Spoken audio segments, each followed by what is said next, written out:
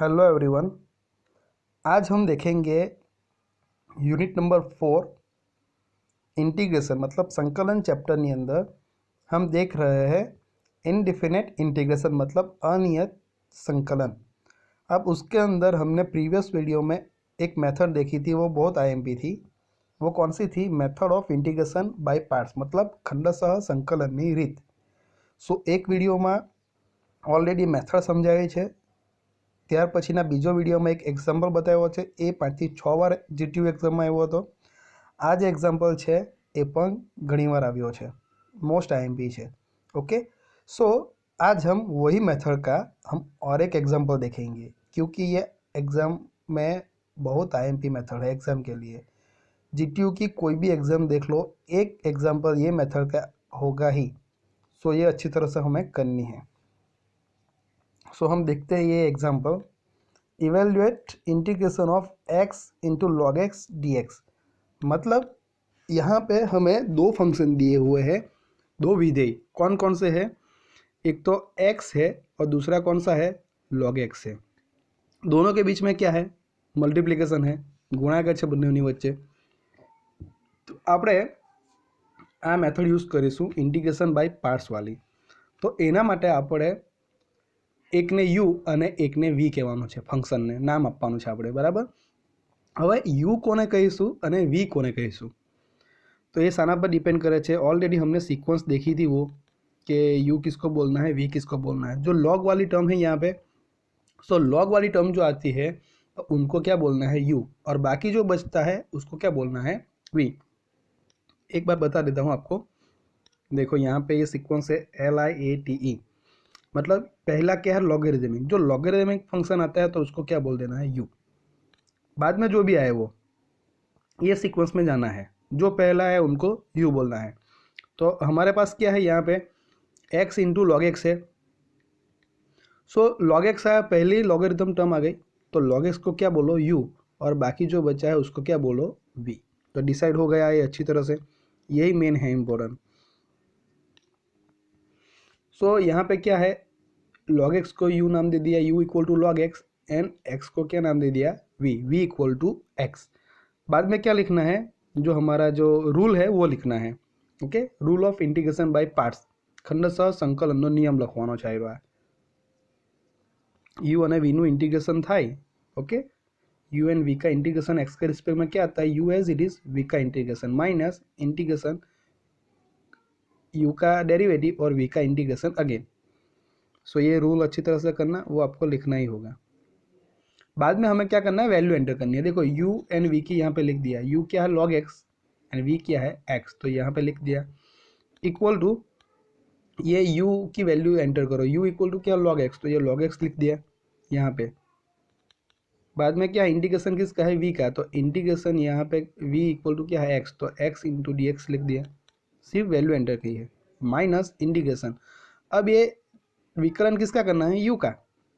So D by D x मतलब विकरण x के सापेक्ष में, v का करना है, तो v इक्वल टू क्या है? log x, तो ये log x लिख दिया।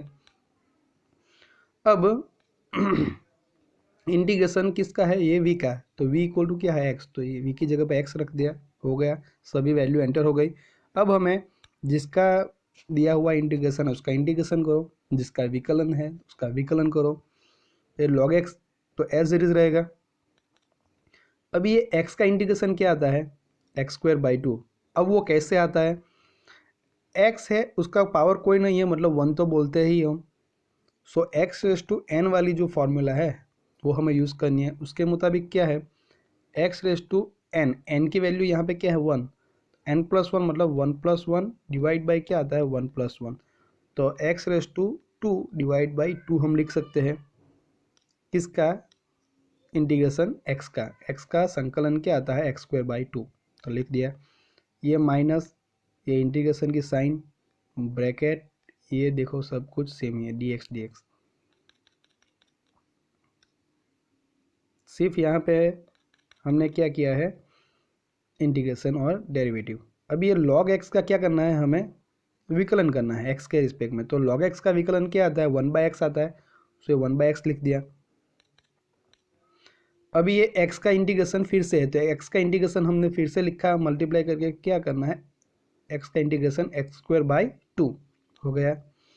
अब सिंप्लीफाई करो थोड़ा बहुत, देखो ये x²/2 को मैंने पहले लिख दिया और log x को बाद में सिर्फ रीअरेंज किया है, कुछ नहीं किया है, बाद में माइनस तो है ही ये।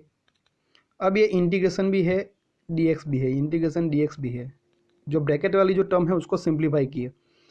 एक x ये डिनोमीटर में है और न्यूमरेटर में x² है, तो एक x कैंसिल हो जाएगा, तो बाकी क्या रहेगा, न्यूमरेटर में अंशनी अंदर एक x રહેશે અને છેદની અંદર તો 2, એટલે આ બ્રેકેટનો આન્સર કેટલો આવશે, કેન્સલ કરતા x/2, तो આવી ગયું એરવા।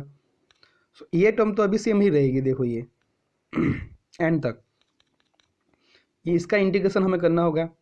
सो ये x/2 है, उसमें ये जो 2 है डिनोमीटर में वो कांस्टेंट है, सो 1/2 को क्या कर दो, कांस्टेंट है तो उसको बाहर निकाल दो, तो इंटीग्रेशन किसका करना रहेगा, ओनली x का। सो ये 1/2 कांस्टेंट को बाहर निकाल दिया, इंटीग्रेशन किसका करना है, x का।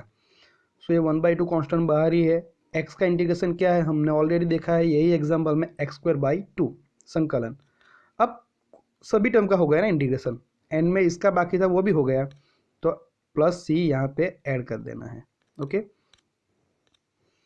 अब देखो इनको सिंप्लीफाई किया, ये 1/2 जो है उसको मल्टीप्लाई कर दिया, तो 1 × x² क्या आएगा, x², एंड डिनोमीटर में क्या है, छेद में 2 × 2, तो क्या हो जाएगा हमारा 4, बस इतना ही किया है। अब ये दो टर्म हैं, दोनों टर्म में से देखो कुछ कांस्टेंट मतलब सॉरी कुछ कॉमन निकलता है, कॉमन निकलता है तो उसको बाहर ले लो, तो देखो ये x²/2 ये जो टर्म है वो कॉमन निकल रही है, तो x²/2 को लिख दिया, कॉमन निकलता है उसको बाहर निकाल के जो भी बाकी जो बचती है टर्म रिमेनिंग जो है उनको किस में रखना है, ब्रैकेट में, तो यहाँ पे x²/2 बाहर निकल गया था, बाकी क्या रहेगा log x, तो ये लिखा है, माइनस यहाँ पे x²/2 निकल जाएगा, तो देखो ये छेद में क्या है 4 है, तो 2 निकल गया है, बाकी क्या रहेगा 1/2 रहेगा। सो ये हमारा हो गया आंसर। सो मेथड बहुत ईजी है, आपको ये रूल अच्छी तरह से याद रखना है और u एंड v हमें परफेक्ट सिलेक्ट करना है।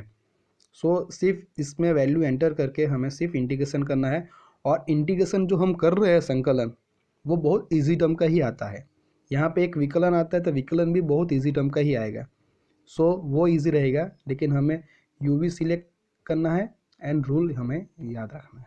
ओके, नेक्स्ट वीडियो में अब और एक जो मोस्ट टाइम पे एग्जाम्पल है यही मेथड का जो बहुत बार एग्जाम में आ चुका है वो हम देखेंगे।